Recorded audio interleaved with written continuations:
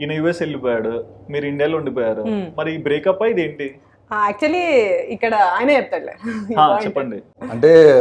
అంటే బేసిక్గా మనం ఇంకా యంగ్ ఏజ్, ఓకే, అంటే ఇంకా లేత వయసులో ఉన్నప్పుడే ఇంట్లో చెప్పాల్సి వచ్చింది.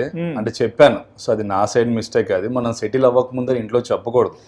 సో ఇండిపెండెంట్ గా లేకుండా నువ్వు పేరెంట్స్ మీదే డిపెండ్ ఉన్నావు, ఇంకా నీ ఎడ్యుకేషన్ అవ్వలేదు, ఇంకా నీకు జాబ్ రాలేదు, నువ్వు ఇంట్లో చెప్పావు.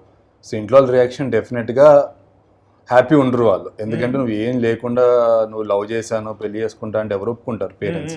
And they come from media background. So 90s లో మీకు తెలుసు న్యూస్ ఛానల్లో ఎన్ని టెలికాస్ట్ అవుతాయో, రోజు పేపర్లో వస్తాయి. So they were not really happy. అది మా ఇద్దరి మధ్యలో కొద్దిగా గ్యాప్ క్రియేట్ చేసింది. ఓకే, మరి ఏంటి బ్రేకప్ చెప్పేశారా?